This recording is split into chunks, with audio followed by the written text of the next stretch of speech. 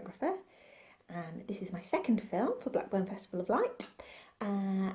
In my first film, we learnt a dance routine that you can do in a parade, and that was my choreography for you to learn.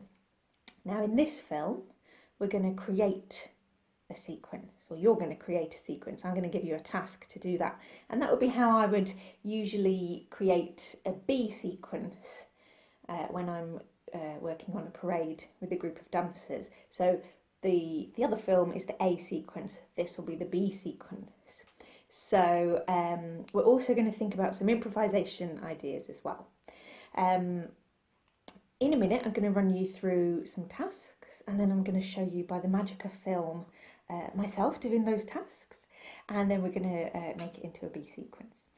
So when I'm thinking about making movements for a parade, I always think about making my movements as big as possible, because sometimes if there's a crowd watching the parade, in times when people can be standing close together, there might be people 3 or 4 rows back, and if you've got really nice big movement all the way up here, they're more likely to see it than if it's a little tiny movement down here.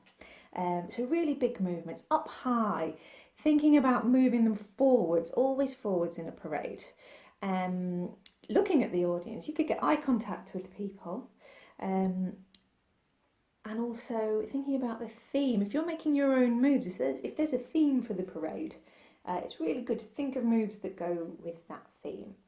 So I have come up with a fictitious theme for us to create our B routine, and that theme is the weather. I've been looking outside at the weather today. It's been very changeable. It's gone from really, really dark skies and heavy rain to really bright, hot sunshine. So that just made me think, let's make a dance all about the weather. So here we go. So what I'm going to ask you to do is to create some moves of your own based around some words that I'm going to give you now. I would like each move to be something that you can repeat over and over while it travels forwards.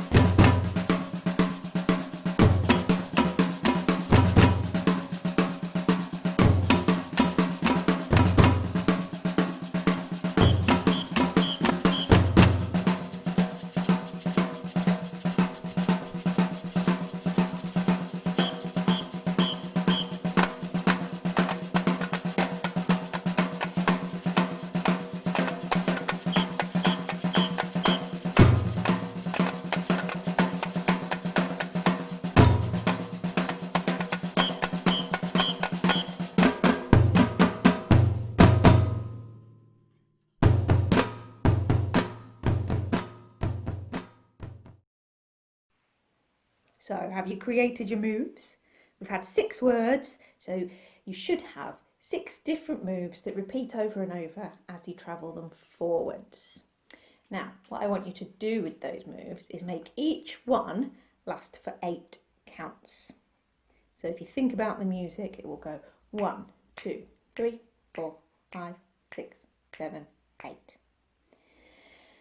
Now, because we've got 6 moves, that gives us 6 lots of 8 counts. Now when we did our A sequence earlier, That was 8 lots of 8 counts. So what you can do is you can play around with these moves. You can make some of them 16 counts if you want to, or 2 lots of 8 together. You can repeat one halfway through. Try and make your sequence 8 lots of 8 counts so that all your moves flow. Here's film of my one that I created. Hello again. So I've put my B routine together. So this is just to show you how I would do it. You can do it your own way. That's absolutely fine. So 6 different moves. You should have seen little clips of them all there. So I've decided to use 2 of them twice to make my sequence 8 lots of 8 counts long. So the way I'm going to do that is I've just done it in a really simple way. So I start with rain, I go to lightning, I go back to rain and then to thunder. And then I move on to sunshine and then frost, back to sunshine again and then wind. So it looks, if I remember it rightly, something like this. So we've got rain, 2, 3, 4, 5, 6, 7, 8, lightning, 3, 4, 5, 6, 7, 8, rain again, 2, 3, 4, 5, 6, 7, 8, thunder, whoa, 5, 6, 7, 8, sunshine, so walking on the spot, 5, 6, 7, and frost, whoop, frost, 6, 7, 8, sunshine again, 2, 3, 4, 5, 6, 7, 8, and wind, 2, 3, 4, 5, 6, 7, 8.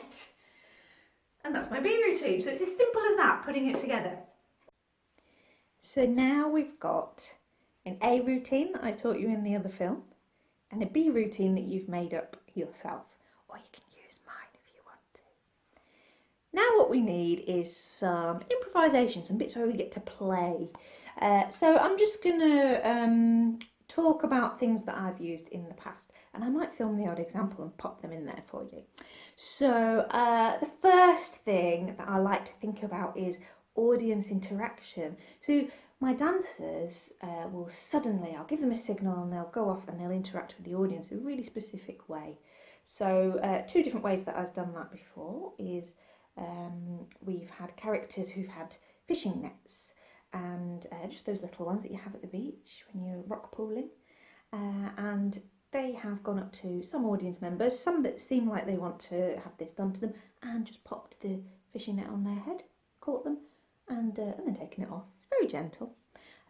Another time we had some brooms and we were trying to sweep people away to try and clean the streets. So that kind of thing, really playful, and you can always tell which audience members are happy for you to play like that with them. I also like to use sounds, so I've had cackling laughter in a group once. We all were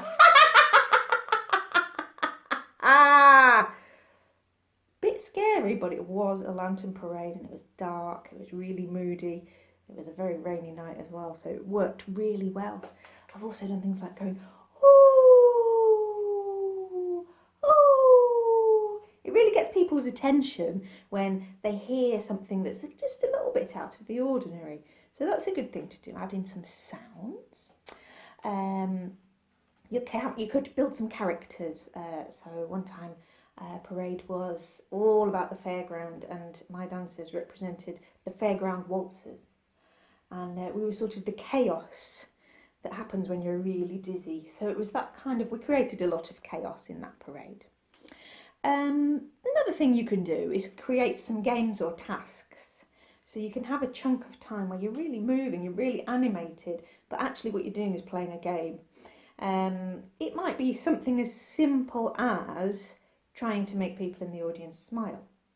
So by doing something silly, and you count how many people you make smile, and you maybe get a point per smile. So when you get to the end of the parade, everyone can say, I made 19 people smile. That person gets 19 points. Brilliant. And then there might be a winner. That would be cool. You could do the same with things like high fives. Not at the minute though, because we've got social distancing. So maybe in that case you might do an air high five, like playing tennis. You could do things like that. You could have an invisible game of tennis in the street where there's an imaginary ball or an imaginary balloon being hit, and that creates really interesting movements, especially if you try and move a bit like a floating balloon. That would be quite a cool thing to do. So those are just a few ideas for improvisation. So I hope you've managed to come up with some ideas for some improvisation games and tasks to just give the choreography a little bit of a different edge in between. So what you can do now that you've got an A routine, you've got a B routine, and you've got some improvisation tasks, you can mix them all in together, create yourself a brilliant parade. Thank you for watching and enjoy your dancing.